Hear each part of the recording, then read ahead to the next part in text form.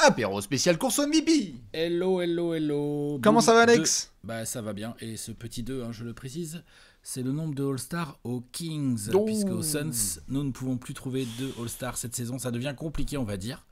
Oh, il y en a On y qu'un? a cru? Si, il y en a un. Non, je déconne. Bien sûr qu'il y en a un.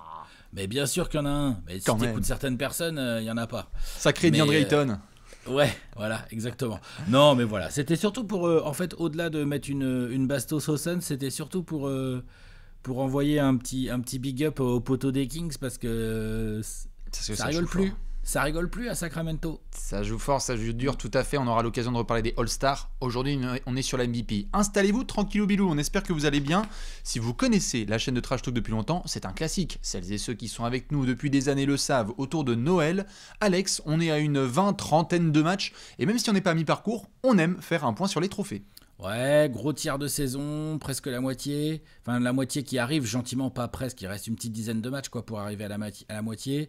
Yep. On commence à avoir un peu des leaders, des prétendants qui se dessinent dans certaines courses au trophée. Il y en a qui sont plus ou moins difficiles à déceler. Et puis bon, j'imagine que tu vas nous en parler, mais à ce stade-là de la saison, rien n'est joué encore. Ouh On là là. nous parle bien d'une course qui est en tête de la course, Exactement. qui s'est échappée. C'est un marathon, pas un sprint du MVP. C'est une course, elle est longue. Donc oui, merci pour cette transition, car avant qu'on vous donne le déroulé de cette émission, et en attendant évidemment vos votes, à vous, Trash Talkers et Trash Talkeuses, on vous attend dans les commentaires. Je rappelle, comme l'a dit Alex, que c'est encore long comme chemin. 30 matchs joués sur 82.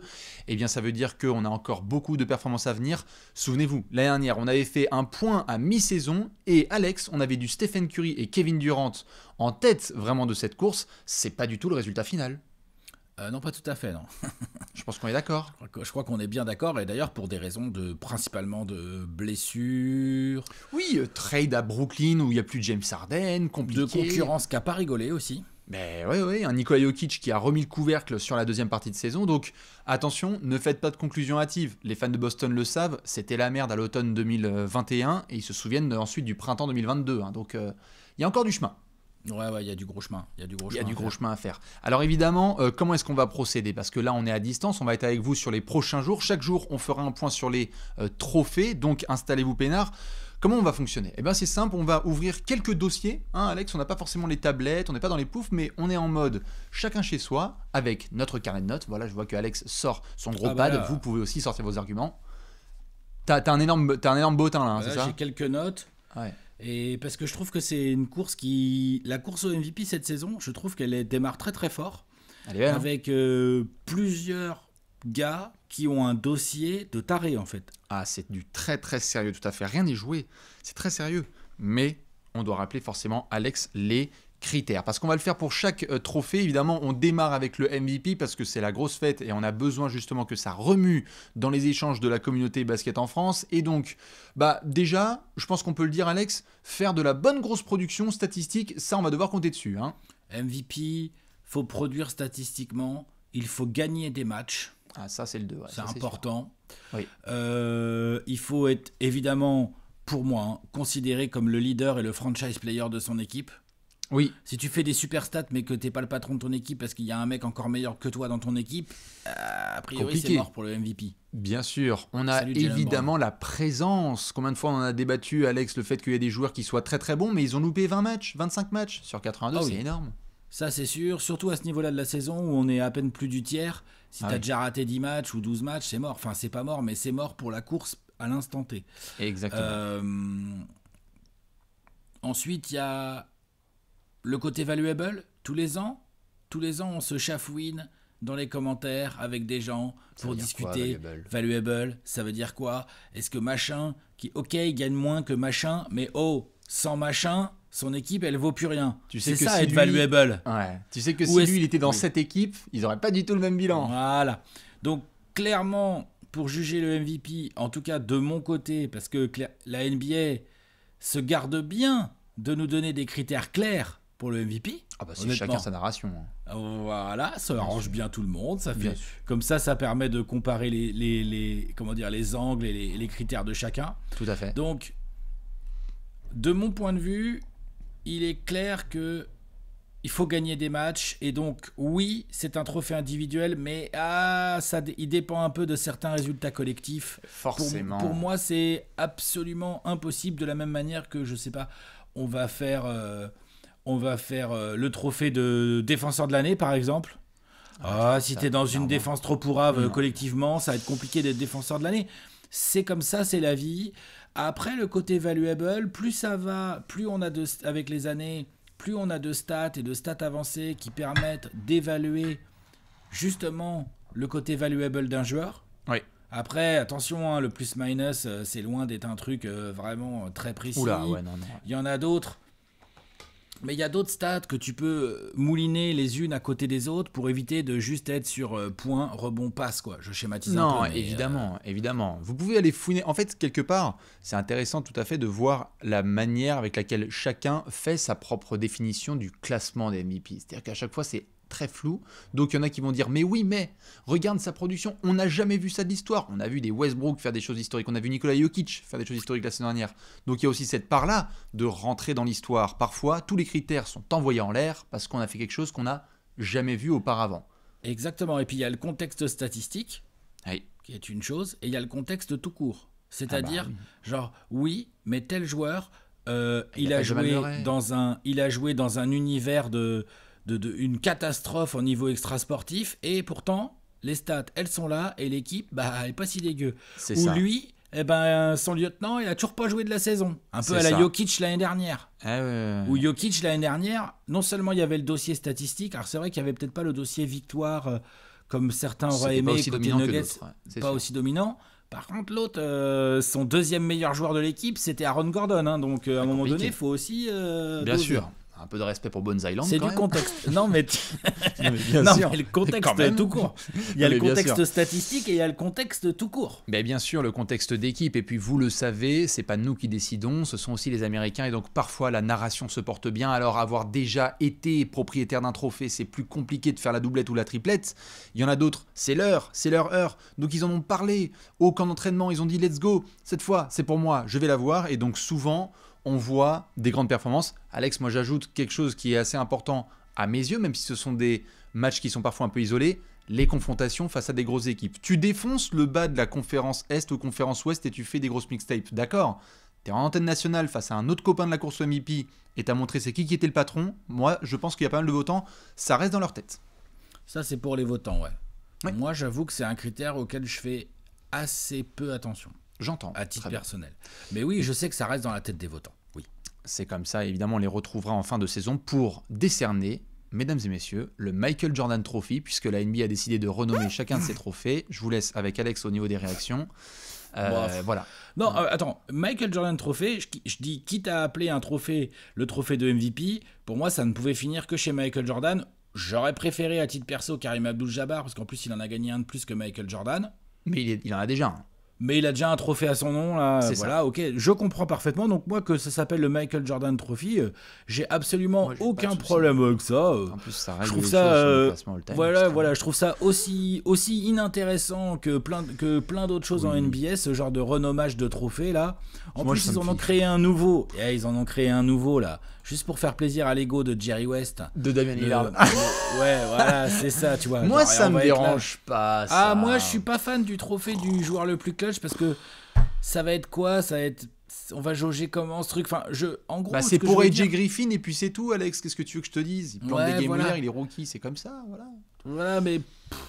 Donc, ni chaud ni froid. Ouais, moi, ça occupe qui ça occupe. Voilà. Je suis content que certaines grandes gloires de la NBA, comme Michael Jordan, comme Larry Bird, Magic Johnson, ils ont leur trophée. Voilà. Maintenant, on a un MVP de conférence Est et de conférence Ouest en playoff.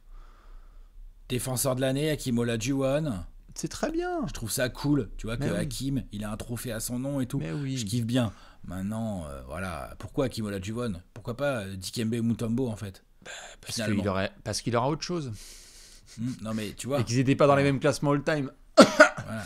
On verra après si Dikembe appréciera. D'accord, mais défenseur de l'année, voilà. On peut débattre. Vous voyez Pourquoi déjà pas Rudy l'ambiance. Gobert, On va pourquoi pas le trophée Rudy Gobert, Oui, je pense que ce sera notre trophée. Tiens, tu vois, pour Rudy, on verra. C'est ambiance dans le vestiaire, je crois. Ce sera le trophée pour Rudy. Dans tous les cas, on va pas tarder. C'est simple. Le fil rouge de cette émission, ça va être dossier par dossier. On va pas s'épancher pendant un quart d'heure sur chaque joueur, mais on va avoir plusieurs dossiers dont on va parler et se faire un petit ping-pong. Justement, Alex, je te lance tout de suite. De quel dossier tu aimerais parler et tu te dis, lui, quand même, dans la course au MVP, faut qu'on en parle.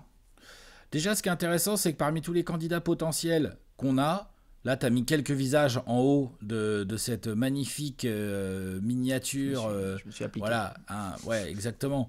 Évidemment, les gens vont dire il n'y a pas lui, il n'y a pas lui, et lui, qu'est-ce qu'il fout là ? Voilà, ce sont des candidats potentiels. Parmi tous les visages que tu as mis, il y en a 2, ils l'ont déjà eu. Il y a Nikola Jokic, le double MVP en titre, quand même, je rappelle. Donc, je te pose déjà une question, Bastien. Est-ce que, quand on est un pivot serbe et qu'on emmène encore une fois les Denver Nuggets dans une situation très intéressante à l'Ouest et qu'on fait des stats très sérieuses, Oui. on est quasiment en triple-double de moyenne, on est pivot, attention. Donc, on est en 25, 10, 9... 9 passes, 63% au tir, au calme. Et est-ce qu'on peut être MVP de saison régulière 3 fois de suite aujourd'hui en NBA ? Alors, avec un dossier très très solide comme ça, mais est-ce que c'est possible selon toi ? Ou est-ce que le simple fait qu'il vienne déjà de l'avoir eu 2 fois, ça va être très compliqué pour lui de l'avoir une 3e ? Alors, la manière dont tu as formulé la question fait que, en même temps, c'est un peu les deux réponses. C'est-à-dire que, si tu veux, pour moi, j'ai absolument jamais des portes fermées. Nikola Jokic, il peut l'avoir une 3e fois, mais il va falloir faire... Comment dire ? C'est difficile pour moi de voir quelqu'un qui va faire potentiellement moins ou son équipe va faire moins. Et donc, en l'état, moi, Nico, je le mets pas sur mon podium des MVP pour une raison qui est simple, c'est que Denver, aussi solide soit-il, ne sont pas non plus étourdissants et ne roulent pas sur la NBA, sur la conférence Ouest. Et Nikola Jokic, qui est très fort et dominant à titre individuel et fait toute la prod qu'il faut, eh bien pour l'avoir 3 fois de suite, il faut aussi continuer à envoyer du sale tout en haut de la NBA, quoi. Donc je ne l'ai pas sur mon podium si c'est notamment ta question. Mais il pourrait l'avoir 3 fois, juste je m'attendrais à plus de sa part et de la part de son équipe surtout. Si les Nuggets défendent. Si les Nuggets se mettent, comme la conférence Ouest est très serrée, elle se joue à rien du tout. Si Denver est numéro 1 de l'Ouest et qu'il fait ces stats-là, on va dire bon, peut-être que quoi. Si Nikola Jokic est en quasi triple-double avec Denver dans le top 2 de l'Ouest, on fait comment ? On va voir. Mais peut-être qu'il n'aura pas le meilleur bilan de la NBA. Peut-être qu'il n'aura pas le bilan de la NBA. Tout à fait d'accord. Et là, il y a des garçons en face qui ont des peut-être meilleurs bilans et on va être là genre...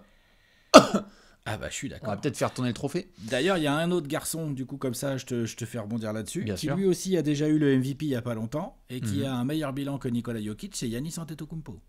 Tout à fait. Qui a un petit dossier un petit peu sérieux quand même. Allez, vas-y, déballe. Tiens, il y a les deux côtés du terrain au passage. Oui. Je parlais de mecs à qui il manquait le lieutenant, je pensais pas que à lui, mais notamment à lui. Tiens, j'en profite pour montrer les stats. Voilà, t'as vu les stats de taré ? 31, 11, 5. Bonjour, 53% au tir. Les Bucks sont 2e à l'Est, derrière des Celtics on fire, alors que Middleton a joué quoi ? 5 matchs ? Assez peu, 6 peut-être. Enfin, voilà, il est encore en train de revenir d'une blessure longue durée. On n'a pas trop revu encore le Middleton qu'on connaît. On peut pas dire. C'est énorme. Pour l'instant, c'est Pat Kono Middleton quoi qu'on a sur le terrain quoi. Tu vois, genre c'est un peu compliqué. Jrue Holiday a eu aussi là des blessures et tout. Giannis a dû être load managé. Enfin, il a quand même joué pas mal de matchs. Attention, ça reste Giannis. Son dossier est très très sérieux. Alors évidemment, lui aussi, il l'a déjà eu 2 fois là dans les. C'est quoi ? C'est 2019 et 2020 lui qu'il a eu. C'est les 2 d'avant Jokic. Ouais. Donc pareil, est-ce que tu peux comme ça l'avoir une 3e fois en aussi peu de temps ? Ça s'est déjà vu dans l'histoire plus souvent que 3 fois de suite. Moi ça me dérange pas parce qu'il y a eu le creux de je ne l'ai plus. Donc si Giannis il remet les points sur les i, moi je vais faire genre tu sais quoi, tiens prends le trophée. Il a les stats, 30 points, putain. 11 rebonds, plus de 5 passes, ça attaque, ça défend, il y a une interception, un contre. Son équipe est parmi les meilleures défenses de la ligue et a le 2e meilleur bilan de la ligue. Il coche toutes les cases. Le dossier est lourdissime. Le dossier est énorme. Bien sûr. Donc voilà, je voulais juste citer ce dossier. Voilà. Petite mention pour monsieur Giannis Antetokounmpo. Je te propose de changer de conférence. Vas-y. Bizarre comme dossier. On avait demandé du respect. Il est juste au-dessus de ma tête. Devin Booker, c'est dans la discussion, mais on va être gentil. On va laisser les adultes discuter entre eux. Ouais, non. C'est moi qui ai demandé du respect. L'autre, il a vu l'apéro, il a fait « Mais non, j'ai pas le niveau, regarde, je vais enchaîner les matchs de merde. » C'est un peu compliqué. Qu'est-ce que tu dis ? Pourtant, les stats sont là. Alors, les Suns sont top 4 de la conférence Ouest. Il y a eu un petit coup de mou récent. On a des blessures. Donc, comme on l'a dit, c'est encore une grande course. Hein. Je veux dire, quand on est sur un classement du MVP, il faut prendre en considération 82 matchs et pas juste la trentaine. Il n'empêche que Devin Booker, il y a 27 points, il y a 5 rebonds, il y a 6 passes de moyenne. C'est vraiment le mec qui a plus que jamais mis les Suns sur son dos parce qu'il y a eu du Chris Paul absent, il y a eu du Cam Johnson absent, il y a du Jay Crowder qui est dans des rumeurs de transfert et dans cette conférence Ouest qui est, on l'a dit, on va le répéter, une putain de péage de Saint-Arnoux le dimanche à 16h en retour de vacances, c'est hyper serré. Et bah du coup, à peu de choses près, ça pourrait être Phoenix à nouveau leader de la conférence Ouest avec un Devin Booker en 27-5-5. Et là, moi je dis, ton dossier, il est très solide. Il y a 10 jours, je t'aurais dit oui. Aujourd'hui, clairement... Ça va très vite. Ouais, ça a complètement changé. Il a fait 3 mauvais matchs, il s'est blessé. Les Suns viennent de perdre 5 fois de suite. Oui. L'ambiance, on voit bien que l'ambiance, on se disait ah ça va, ah ça y est, ils sont pas si mal remis finalement de leur fiasco de playoff. Je pense qu'il y a des choses qui filtrent là et des choses qui se dégagent sur le terrain qui peuvent. Ça va, on verra la suite, mais qui peuvent être un petit peu inquiétantes. Il y a des dossiers non réglés, ça se sent. Il y a un Chris Paul qui doit retrouver du rythme. Enfin bref, je pense que tout ça, pour Booker, c'est trop compliqué. Donc, je vais même pas essayer de faire le homer. Voilà. Malheureusement, j'aurais bien voulu que Booker puisse avoir plus de régularité là, sur ce début du mois de décembre. Ça n'a pas été le cas. Voilà, il ne peut pas être dans la course. J'en profite pour... Comment ? La course, elle est trop tendue. La course est trop tendue. Dossiers. Et j'en profite justement pour faire une toute petite virgule, comme ça après je te rends la parole. Il y a un garçon qui était dans la course encore récemment et qui s'est pris un gros taquet et malheureusement son dossier va s'écrouler. Il joue à Golden State, il est meneur. Stephen Curry a démarré tambour battant. Les Warriors, c'était coup-ci coup-ça, mais la production était là. Là, il est absent pendant plusieurs semaines. Les Warriors ne sont pas bons. Moi, Steph, je lui dis, écoute, regarde la course défiler sous tes yeux parce que Alex, on est d'accord, il n'y sera pas. Non, il y sera pas du tout. Alors qu'individuellement, il est énorme. Il y a un volume statistique qui est impressionnant. Il y a un côté chez Steph Curry très valuable. Hein. Les Warriors sans lui, bonjour. Hein. Mais là, t'as même pas un bilan positif. Oh, là, je monte le bilan. 14 victoires pour 16 défaites. Ils rêvent du play-in, les champions en titre. D'ailleurs, il a un dossier qui ressemble un peu à celui de Luka Doncic. Ouais. Un peu, hein, dans le sens genre la ligne statistique, c'est clair que tu la mets juste comme ça, c'est des lignes statistiques de taré, très sérieuses. Luka en plus il prend encore plus de rebonds et tout ça, enfin Luka c'est Luka. Mais les dossiers collectifs pour Luka, on pourrait dire ouais, son leadership parfois, ce qu'il dégage et tout, est-ce que c'est vraiment ça un MVP? Et pour Steph, désolé, mais là, un MVP qui est même pas à 50% de win, ça c'est pas possible. Et comme ça, je te lancerais bien sur Doncic. T'en penses quoi du dossier Doncic, toi? Parce que le gars, statistiquement parlant, quand il a le ballon dans les mains, il a une gueule de MVP. Hein. Ça, il n'y a pas de problème. Complètement. Le dossier Luka est assez compliqué. Disons que il est valuable pour son équipe, lui. Hein. Ouais, 33 points, 9 passes et 8 rebonds de moyenne. C'est absolument énorme. Et c'est un des plus gros sujets du début de saison, c'est what the fuck les Mavs autour de Luka Doncic, parce que la Luka dépendance n'a jamais été aussi flagrante. Donc moi, ce qui me met en fait dans deux positions très compliquées par rapport au dossier Luka Doncic et la course au MVP, c'est que si des gens le mettent sur leur podium, je peux l'entendre et le comprendre, parce que depuis le 18 octobre 2022, combien sont-ils à être capables de s'asseoir à sa table et de dire « je joue mieux au basket que toi », je sais pas s'il y en a tant que ça. Genre, Luka Doncic, là, sur le début de saison, il peut dire « je suis le meilleur joueur au monde ». On était dans les 30 prévus en 30 jours, en train de discuter autour de Giannis, de ce spot de 26, 27, 28 ans, je suis le meilleur joueur de la planète. Luka Doncic, il peut dire « moi, intrinsèquement, ce que je suis capable de faire et les types que je suis capable de mener fait que je suis le meilleur joueur de la planète ». Il peut avoir une parole dans cette discussion. C'est pas faux. Après, les résultats concrets des Mavs lui donnent à peine raison. Les résultats sont là. Les résultats sont pas là, pardon. Les résultats, tu viens de parler de Golden State. Toi, tu le mets où ? Moi, malheureusement, Luka, il est incroyable, mais là, c'est navrant. Il serait top 6. Moi, il sera pas sur mon podium, hein, je te le dis direct. Hein. Comme ça, moi non ça plus. fait. Moi non plus, tout à fait. Voilà. C'est pareil. Mais il serait top 6. Je pense qu'il serait dessus. Mais là, moi, Dallas, ça ne se relève pas. Donc, ça sort. Et puis, il y a eu, Toi, tu avais fait des réflexions quand on avait fait l'apéro sur les moins de 25 ans. Ouais. Tu avais un peu questionné son côté leadership, son côté coachable, son côté j'emmène les autres faire des choses meilleures et tout. Je peux comprendre ce genre d'argument. Donc tu ajoutes ça au fait que les Mavs, Luka Doncic cartonne, mais pas forcément les Mavs. Tu ajoutes ça parfois à son énervement avec les arbitres. Enfin, il y a beaucoup de petites choses en fait qui font qu'il y a tellement de bons dossiers. En fait, c'est pas comme si on était là en train de chercher les bons dossiers. Exactement, il y a pléthore. Est-ce que Luka Doncic a un dossier meilleur que Jokic? Est-ce qu'il a un meilleur dossier que Giannis? Ah non. Bah, ça déjà, moi ma réponse elle est claire, c'est non. Tu vois, voilà. Et après je vois d'autres noms là, meilleur dossier Booker, ça cause. J'allais te lancer sur un dossier. Ou Jamorant, vas-y. Alors j'allais te lancer sur un dossier parce que tu en as parlé vachement récemment et c'est un joueur qui produit dans une équipe qui produit. Il est jeune, il est inarrêtable, il s'appelle Zion Williamson. Le dossier Zion dans la course au MVP, trop tôt, trop solide. Tu le vois comment toi ce dossier ? Ah, c'est un dossier très solide. C'est un dossier très très solide parce que on se posait des questions sur le retour de Zion Williamson dans ces Pels qui ont bien fonctionné lors de la deuxième partie de saison régulière à partir du trade de McCollum, puis en play-off. On se posait des questions, oh là là, va falloir réintégrer Zion Williamson, tout ça et tout, à côté d'Ingram. Ouais. Déjà, une chose est sûre, le trompa, c'est Zion Williamson. C'est compliqué, et c'est le trompa, ça veut dire patron en verlan. C'est le patron d'une équipe qui est deuxième à l'ouest tout juste, puisque les Grizzlies viennent de passer devant, mais on va le redire, on l'a déjà dit 10 fois dans cette vidéo, c'est très serré, donc limite, si vous la regardez dans 2 jours, en fait, ça se trouve, le classement, il aura déjà changé. Au-delà même des histoires de classement, les Pels sont dans le haut de la conférence ouest. Ils jouent très bien des deux côtés du terrain. Ouais, faut juste éviter de jouer Utah. Voilà, c'est tout. C'est tout ce qu'on demande. Faut juste pas jouer Utah. Et limite, voilà, comme on est encore en train de voir le truc, le déroulé de la saison. À l'instant T, un des points qui fait un petit peu de mal au dossier Zion, c'est que il bonifie tout un collectif. Par contre, pour le mettre MVP, on va avoir besoin d'un plus gros échantillon parce que le type n'a pas joué la saison dernière. Est-ce qu'il est capable de garder ce rythme encore 50 matchs ? On n'en sait rien. Et en plus, il vient d'avoir 2 défaites un peu cheloues contre Utah où Zion a été bon, par contre, dans les 2 matchs.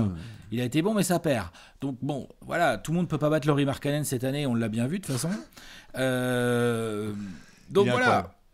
Zion est incroyable. Zion a une gueule de candidat MVP. Est-ce que pour autant on va le mettre dans nos top 3 là tout à l'heure ? On va voir. Mais il a un dossier, dossier, attention, il a un dossier de salaud. Je t'envoie un autre dossier, tiens, qui va faire secouer certains dans la conférence Est. On n'en parle pas assez parce qu'on se demande si c'est le meilleur joueur d'une équipe qui est podium de sa conférence. Qu'est-ce qu'on pense du dossier Donovan Mitchell? Ça a démarré très très fort au début de saison, il y a eu des très grandes performances pour des Cavs dominants, ça a continué, mais souvent on a l'impression de l'oublier dans la course et de parler d'autres garçons et de se dire Alex, 30 points, 4 rebonds et 5 passes de moyenne pour des Cavs qui sont podium de l'Est, on devrait plus en parler de Donovan Mitchell, ou c'est moi ? Non, il a un dossier. En fait, là, ce qui joue contre lui, au moment où on parle, c'est le petit coup de mou, là. Il y a eu un petit. C'est le petit coup de mou. C'est-à-dire, il y a eu micro-blessure, quelques matchs de manqués. Je crois que Donovan a raté 3 ou 4 matchs, un truc comme ça, tu vois. Évidemment, ses moyennes sur le début de saison sont faramineuses. Enfin, c'est ses meilleures moyennes en carrière, à part à la passe, je crois. À part à la passe où je crois qu'il avait déjà fait mieux. Il a été capable de plus distribuer, bien sûr. Passe-rebond, je crois qu'il avait déjà fait un peu mieux à Utah. Mais par contre, en points, en scoring, en leadership, en créer des trucs, c'est incroyable. Et il y a eu un petit coup de mou. Ouais. Il y a aussi eu des critiques un peu sur l'intensité défensive qu'il peut mettre à chaque match. Mais sûr. Clairement, c'est le meilleur joueur de ces Cavs. Sur ce début de saison, Cavs qui sont 3e de l'Est. Donc oui. Donovan Mitchell a un putain de dossier MVP à mon sens. Alors là, clairement. Après, lui, c'est pareil. C'est un peu comme Zion, j'ai envie de dire. On n'est pas habitué à le mettre dans la course au MVP, donc c'est pas qu'on veut pas le mettre. C'est juste que entre son équipe qui doit elle-même confirmer, je pense que ce sont des joueurs, ils vont devoir confirmer avec leur équipe. C'est-à-dire que si Donovan Mitchell est toujours en 35-5 en mars et que les Cavs sont toujours 3e de l'Est, là, on va dire attention. Bien sûr. On va faire oh là là. Mais même c'est chose marrant pour parce Zion. parce que Donovan Mitchell, ça va être intéressant parce qu'il a vécu un peu un de ces syndromes à Utah où Utah était clair, numéro 1 de la conférence Ouest et qu'il a envoyé du pâté, mais qu'on ne le prenait pas au sérieux parce que c'était considéré comme le meilleur scoreur d'un très très bon collectif bien huilé sous Quinn Snyder. Il était victime un petit peu aussi de cette étiquette-là. Et du coup, Donovan Mitchell, là, il y a le plus de sentiments avec le transfert, avec l'arrivée à Cleveland et avec le fait aussi que cette équipe est un peu mieux médiatisée, un peu plus respectée. Bah, du coup, ça peut l'aider dans son dossier. C'est vrai, à l'époque aussi à Utah, il y a un truc qu'il ne faut pas négliger, c'est qu'il y avait souvent, Utah avait une excellente défense avec des gros pourcentages à 3 points. Et donc on n'attribuait pas forcément tout ça à Donovan Mitchell. Tout à fait. Alors que là, aujourd'hui, quand tu regardes jouer Cleveland, oh la vache. Et que Donovan, il en met 37, tu fais oh putain. Et puis que les deux tours là dans la raquette, ok, c'est elles qui font le boulot, hein, Jarrett Allen et Evan Mobley, mais de l'autre côté du terrain, c'est Donovan Mitchell, surtout que c'est pas que Darius Garland est pas bon, mais il est pas aussi tranchant que ce qu'on voudrait parfois, quoi. Voilà. Non, c'est clair. Pour boucler un petit peu la boucle, 2, 3, 4 derniers dossiers que je te balance comme ça. Il a joué 20 matchs sur 28 cette saison, mais alors quand il est sur les parquets, c'est une dinguerie. Que penser du dossier Joel Embiid, 33 points, 10 rebonds et 5 passes avec cette perf contre Utah à 59 points, si je dis pas de bêtises, quasi en 5x5. Embiid, plusieurs fois deuxième de la course au trophée. Merci Nikola Jokic. S'il continue sur ce rythme, attention. Ah bah attention de ouf. C'est juste Philly, il faut mettre un coup de cran parce que Philly ils sont 5e, c'est pas assez. Fait. 2 problématiques pour Embiid. Il faut que la bonne streak dans laquelle sont les Sixers actuellement là, sur 4 victoires de suite, 7 sur les 10 derniers mois, il faut que ça continue. C'est ça. Et puis, bah, tu vois, il a déjà raté 8 matchs sur 28. Genre, si on se retrouve encore une fois avec un Joel Embiid qui a joué 60 matchs sur les 82 à la fin, pendant que ses concurrents, qui ont des dossiers statistiques tout aussi équivalents que le sien, parce qu'il est monstrueux le dossier statistique d'Embiid, est-ce qu'il est meilleur que celui de Doncic ? Ou celui de, peut-être on va parler de Tatum, je vois que tu as mis sa tête, ou que celui de vraiment de Jokic, ou tout à l'heure on a évoqué Giannis, je pense pas vraiment en fait. Non. Et du coup, si les Sixers sont un peu derrière et qu'en plus notre ami Embiid il a raté 18 ou 20 matchs, il va encore se faire baiser. C'est clair. Ça c'est sûr et certain. Donc Embiid, on va voir ce que ça peut donner, mais il y a de la concurrence à l'Est, en haut de l'Est, et les Sixers que certains avaient mis tout en haut en numéro 1 de la conférence Est. Moi j'avais fait ça. Bien sûr, on va voir le retour de Tyrese Maxey et compagnie. Eh bien, il faudra déloger un garçon dont on va devoir forcément parler, c'est monsieur Jason Tatum, 30 points, 8 rebonds et 4 passes de moyenne en 29 matchs joués cette saison. Il est énormissime, il est clutch, il est leader, il se donne des deux côtés du terrain. Les Celtics ont le meilleur bilan de la NBA. Bon, je ne vais pas spoiler davantage, mais c'est vrai qu'on a un dossier tout à fait sympathique avec JT. Ouais, gros dossier. Bon, c'est le meilleur joueur de la meilleure équipe de la ligue pour l'instant, tu vois. Voilà. Mais qui pour l'instant, parce qu'ils ont de l'avance, mais ils sont pas censés... Je veux dire, finalement, ils ont qu'un match d'avance sur les Bucks. Hein. Ah mais oui, tout à fait. Ça met en valeur le dossier de Giannis, presque, parce que c'est complètement fou. Hein. Ça peut, tout à fait. Après, il y a 2 détails qui, selon moi, sont importants dans le dossier Tatum. Le premier, c'est qu'il y a cette espèce de discussion qui peut continuer à avoir... Moi, je ne suis pas forcément d'accord, mais sur le côté, quel effectif extraordinaire autour de lui, quelle machine bien huilée. Donc, du coup, est-ce qu'il est si valuable que ça ? Moi, je pense que oui. Bah, quand même, oui, il est valuable. Ah, mais non, mais il est énorme. Mais j'ai entendu ça et lu ça. Donc, si tu veux, parfois, moi, ça me fait un petit peu grincer des dents. Mais bon, c'est ce qui peut se dire. Et après, ce sera de voir s'il peut tenir sur la durée, parce que les Celtics, l'année dernière, quand on faisait un point à Noël au niveau du classement MVP, ils étaient nowhere to be found, et après on a vu la deuxième partie de saison. Donc il faudra vraiment tenir pour JT. Faudra vraiment tenir, mais voilà, être le meilleur joueur de la meilleure équipe de la ligue, avec des moyennes où en fait t'as à rougir de personne. Ouais. Tu regardes tout le monde droit dans les yeux. C'est pas comme s'il était à 21 points par match, quoi. Non. T'as 30 pions. Les Celtics tournent bien, mais les Celtics ne sont pas qu'un collectif qui tourne bien. C'est un collectif qui tourne bien, dirigé par avec Jason Tatum qui envoie de la stat tous les soirs. Et d'ailleurs, c'est peut-être ça le plus gros bémol du dossier de Jason Tatum, c'est quoi ? Il a un putain d'All-NBA team à côté de lui, en fait. Oui, bien sûr. Brown. Ah bah, Jalen Brown, c'est All-NBA team, le niveau de jeu de cette année. Et ça... pour le coup, ça donne des arguments à certaines personnes qui vont dire attends, il se fait toujours sauver la mise par Jaylen Brown. C'est ce que je voulais dire, c'est qu'il y en a qui vont dire franchement easy, on a vu des matchs où il est pas trop là et Boston continue de gagner, donc c'est pas comme si lorsqu'il est pas là ça gagne pas. Enfin tu vois, c'est vrai. D'ailleurs c'est factuel, hein. Il y a des matchs où Jason Tatum a pas été si bon et Boston a gagné quand même. Bien sûr. Mais au moins lui il s'assure qu'il est la prod, un dernier garçon qui assure la prod parce qu'il essaye de rattraper les Celtics et c'était pas top lors des derniers playoffs face aux Celtics. Kevin Durant, dont on prend totalement la présence pour acquis, 30 points, 7 rebonds quasi et 5 passes de moyenne. J'ai même pas envie de vous parler des pourcentages parce qu'on est sur ses meilleurs pourcentages en carrière à 2 points, il y a 56% de réussite, malade. Tu sais qu'Alex, j'ai vu là, juste à 2 points cette saison, il est à 64%. Non mais c'est un malade. Et c'est un malade. Il joue dans quel contexte lui? Parce que là, les Nets, ils gagnent des matchs. Hein. C'est stable. Ils gagnent des matchs. Ils sont quatrième de l'Est. Pas si loin que ça, par exemple, derrière les Cavs, hein, où on a dit tout à l'heure qu'ils étaient 3e. Hein, danger. Ils sont sur pas mal de victoires de suite. Il y a eu changement de coach. Là, il y a un petit Kyrie qui revient. Mais le patron absolu de ces Nets, c'est Kevin Durant. Il prend ses responsabilités de manière magnifique. Plutôt des deux côtés du terrain, d'ailleurs, au passage. Ah oui, non, ça il rechigne pas, hein, le KD. Hein. Ah non, il a un dossier, lui. De fou furieux. Il a un dossier de malade. Alors, on va pouvoir boucler la boucle. Peut-être qu'il y a des fans de Memphis qui vont nous dire « What ? Ja Morant ?» On pourrait aussi le mentionner. Ja Morant, beau dossier aussi. Ja Morant a son dossier. Au moment où on parle, les Grizzlies ont repris la pole position de la conférence Ouest. On va voir. Mais il y a eu aussi pas mal de situations où on a félicité Desmond Bane pour ses performances. On a attendu le retour de d'autres garçons comme Jaren Jackson Jr. La prod, elle est là pour Ja Morant. À voir s'il est capable de remettre des coups d'accélérateur. Parce que si lui... En maintenant Memphis tout en haut de la conférence Ouest, il recommence à faire vraiment des grosses performances face à des grosses équipes. Là on va pouvoir le prendre un peu plus au sérieux, je pense. Mais le début de saison n'est pas extraordinaire par rapport à ce qu'il nous a montré la saison dernière. C'est ça, et puis Memphis joue tellement bien tout le temps, qu'il soit là, pas là, Desmond Bane là, ça joue contre lui. Hein. Ça joue aussi contre lui. Hein. On a parlé avec Tatum. Hein. Limite, ça joue pour le dossier d'un monsieur barbu dans un autre trophée, quoi. Si tu vois ce que je veux dire.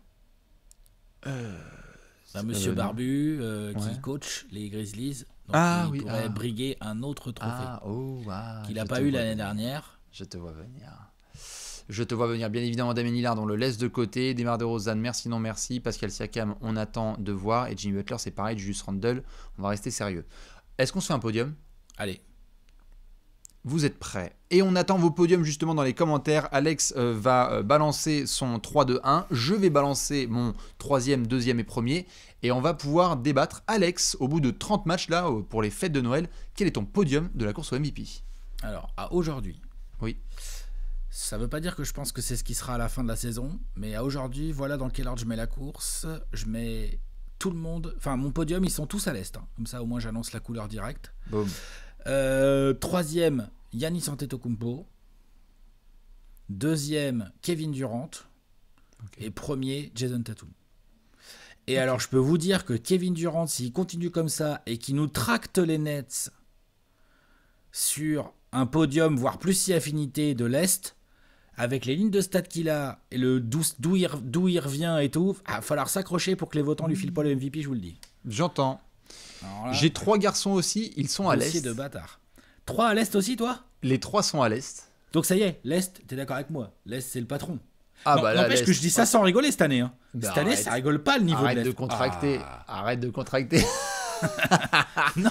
Non, mais c'est vrai. Il y a les 2 meilleures équipes de la ligue à l'Est. De loin. Ça, c'est un fait. De loin, takeover. C'est juste comme d'hab. Hein. C'est que la conférence. Qu'après, le reste de la densité, on peut discuter. Voilà. Mais les 2 meilleures équipes de basketball en NBA cette saison sont à l'Est. Et elles sont à l'Est indéniablement. Et le top 10 de l'Ouest explose le top 10 de l'Est. Mais ça, ce sera une autre discussion pour un autre jour.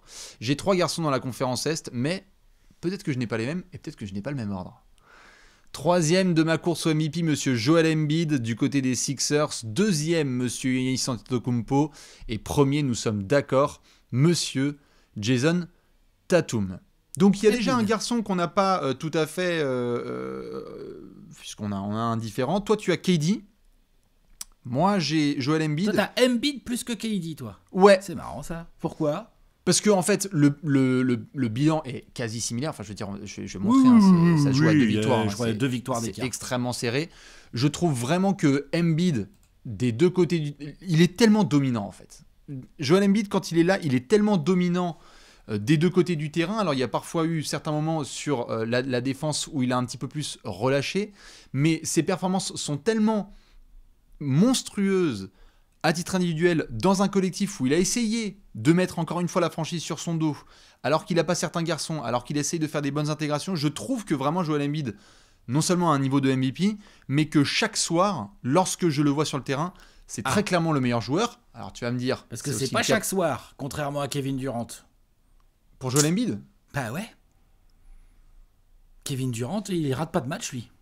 Et tout le temps. Ah non, alors tu parlais de présence. Tu peux compter sur lui. Ouais. Non, mais tu peux parler de présence. Parce que tu dis chaque soir. Joel Embiid n'est pas là chaque soir. Chaque soir où il joue, si tu veux. Ah oui, chaque soir où Joel Embiid joue. S'il en loupe que 10 à la fin de la saison, j'ai le sentiment que Joel Embiid, vraiment dans sa production pure, point, rebond, passe, ce qu'il fait avec ses Sixers, alors qu'on n'a même pas pu les voir vraiment jouer, hein. Je veux dire, les Nets, tu vas me dire, oui, en effet, il n'y a pas encore eu trop de Ben Simmons, même si on a pu compter sur lui, il y a eu du changement de coach, très très bien, mais ça, c'est votre problème de franchise. Moi, ce que je sais juste, c'est que Joel Embiid, s'il n'y a pas eu, par exemple, tel ou tel joueur qui a été là, quoi qu'il arrive, lorsqu'il est sur le terrain, ça envoie. J'ai vraiment l'impression que c'est... On continue cette discussion avec Nikola Jokic de meilleur pivot de la planète, de savoir qui est vraiment le meilleur, Et ouais, j'ai le sentiment plus avec Embiid que certains soirs, je me dis, il n'y a rien à faire. Il n'y a vraiment rien à faire. Et KD, parfois, peut aussi compter plus sur un Kyrie, dont on ne parle pas trop, parce que récemment, il y a eu des soucis, mais il n'empêche que ça envoie du côté de Kyrie Irving. Ouais. Harden, on n'a pas pu compter trop sur lui. Ouais, mais enfin, quand il est là, pareil, ça envoie. Et puis, oui, Maxi, tout à fait, quand il a été là, il a envoyé. Il a plus pas été là que était là, quand même, pour le moment, James Harden, sur cette saison. Et donc... ça se joue à pas grand chose, hein. J'avais KD qui était à la bataille avec Joel Embiid, mais je trouve que s'il est là, en fait, il aurait joué les 28 matchs. Pour moi, Philly serait bien plus haut, et donc du coup, ça serait assez vite réglé pour être deuxième voire premier. C'est tout le problème de Joel Embiid. Et c'est tout le problème. Donc s'il reste en fait sur les parquets, moi, ça continuera à grimper. Toi, tu as mis KD. Ah ouais, bien sûr, j'ai mis KD. Ouais. Je pense que son dossier est énorme. Il a raté qu'un seul match depuis le début de saison. Ouais. Lui aussi, hein, quand il est là, ça délivre, hein, tout le temps. Et petit à petit, on a critiqué un peu son attitude. On a dit, oui, Steve Nash, il nous a fait chier pendant tout l'été, KD avec du drama. Kyrie aussi nous a saoulé avec du drama et tout. Mais s'il y a bien un truc qu'on pourra jamais enlever quand on se retournera sur la carrière de Kevin Durant, c'est que l'autre, même s'il vient d'envoyer un tweet pour dire nanana, tu peux pas dire ça sur gna gna gna et tout, allez, il range son téléphone dans son sac à dos, il pose son sac à dos, il rentre sur le terrain et il défonce qui que ce soit. Ouais. Qui que ce soit. Et encore à 34 ans, là. Qu'est-ce qui fait que tu le mets devant Giannis ? Ça, par contre, par exemple, je suis pas d'accord. Enfin, moi, j'ai mis Giannis en 2. En fait, je le mets dans ma tête. Je le mets pas encore devant Tatum, mais en fait, dans ma tête, il est en train d'avoir un dossier MVP de malade mental si les Nets continuent à gagner comme ça, parce qu'on les attendait pas comme ça, les Nets. Mais donc, en l'état là, actuel, qu'est-ce qui fait que tu mets KD devant Giannis ? Parce que on se rend pas compte, en fait. C'est vrai que Giannis, je le mets sur mon podium parce que c'est Giannis, extraordinaire des deux côtés du terrain, et en plus, il avait pas Middleton et tout, mais je crois qu'on se rend pas compte de dans quel contexte global Kevin Durant a dû aller chercher des wins, en fait. Qu'il a créé en partie. Comment ? Qu'il a créé en partie. Contexte qu'il a créé en partie, KD. Ah ouais. Ça c'est sûr, c'est le contexte qu'il a créé en partie. Mais bon, au final, le contexte, il est là. Et lui, malgré ça, malgré ce merdier, malgré le fait qu'on puisse se dire il veut se casser ou quoi. Ah non, moi, je trouve son dossier extraordinaire. Après, oui. Non, mais attends. Giannis et KD sont sur les talons de Tatum, et pourtant Tatum envoie 30 points, 8 rebonds dans la meilleure équipe de la ligue. C'est dire le délire du truc. Non, bien sûr. Et si tu devais prendre un mec de l'Ouest, t'aurais... Enfin, genre, c'est qui ton mec de l'Ouest le plus proche du podium, en fait ? C'est Jokic ? J'avais Luka. Jokic, il a un dossier. J'avais Luka pas loin. Je pense que j'ai le dossier Jokic devant le dossier Luka, moi, tu vois. J'entends. Mais ils ont des dossiers les deux là, ils ont des dossiers les deux, des dossiers très sérieux. Hein. J'entends son Luka, problème. Si ça veut rigoler un peu et que ça se met à gagner, Il a un dossier de malade lui aussi. Hein. Luka, c'est vraiment monstrueux. Ouais, j'aurais pris Luka à l'Ouest, mais ça se joue avec Jokic, je pense. Okay. En attendant que la draft 2019 et que Zion et Ja Morant fassent du sale un peu plus. Ouais, Ja Morant et Zion. Mais l'écart n'est pas énorme, donc. Par contre, on est d'accord. Pour le dire aujourd'hui, là, à Noël, que Jason Tatum est le leader de la course au MVP. Pour l'instant, oui. Ouais. J'ai l'impression qu'il y a une sorte de consensus, même les ricains en parlent. Si vous mettez un autre leader, allez-y, mais la suite des derniers playoffs où il avait été énorme, alors qu'il y a un changement de coach, le leadership, les performances énormes, que ce soit à domicile ou à l'extérieur, en antenne nationale ou dans des matchs random, il délivre. Tatum délivre vraiment, il y a un peu moins de coups de froid ou de côté vraiment un peu plus absent. Là, tous les soirs, quand il est là, t'as l'impression qu'il a vraiment élargi les épaules. T'as l'impression qu'il assume son côté. Je suis dans la course MVP. Je discute avec les meilleurs basketteurs de la planète. Respectez-moi. Et puis on lui envoie les gros défenseurs sur lui. Ah ouais. Ça, on oublie souvent de le dire, mais c'est aussi pour ça que Jaylen Brown a souvent des gros espaces en début de match, parce que souvent en début de match, la défense adverse est très concentrée sur Jason Tatum, ce qu'on comprend. Ce qui d'ailleurs est l'un des gros problèmes que pose Boston offensivement à ses adversaires cette année, c'est que en fait tu te concentres sur l'un, c'est l'autre qui te défonce. Tout à fait. Ça marche dans les deux sens. Donc du coup, c'est vrai que ça crée des gros soucis. Mais ouais, non, Tatum, il est numéro 1 de la course au MVP, mais il a vraiment des énormes dossiers derrière lui. Faut qu'il regarde dans le rétro, ouais. Faut regarder dans le rétroviseur parce qu'il y a du monde. Alex a donc le podium suivant. Jason Tatum en 1, avec monsieur Kevin Durant en 2 et Giannis Antetokounmpo en 3. Pour Bibi, Jason Tatum également en 1 avec Giannis qui est droit dans son rétroviseur. Ils ont le même nombre de défaites. On va attendre les prochaines victoires des Bucks potentiellement avec le retour de Joe Ingles qu'on surveillera dans les prochains jours. Et en 3e, un Joel Embiid. Dites-nous, vous, qui vous avez dans cette course au MVP, on le rappellera autant de fois qu'il le faudra, Alex, c'est un marathon, c'est long, attention à ne pas prendre pour acquis une place de podium au mois de décembre, parce qu'en février, ça peut être totalement chamboulé. Ouais, clairement, ça peut changer très très vite, une grosse série de victoires, plusieurs grosses perfs enchaînées, ça peut très vite s'accélérer. Exactement. Du coup, on va vous faire plein de bisous. On vous attend, vous, avec vos arguments dans les commentaires, bien évidemment. Est-ce que vous avez Jason Tatum également 1 ? Quel est votre podium ? On vous souhaite une très très bonne suite et on se retrouve très vite pour les autres trophées, mon cher Alex. Ouais, ciao. On est bon. Des bisous, à la prochaine. Ciao.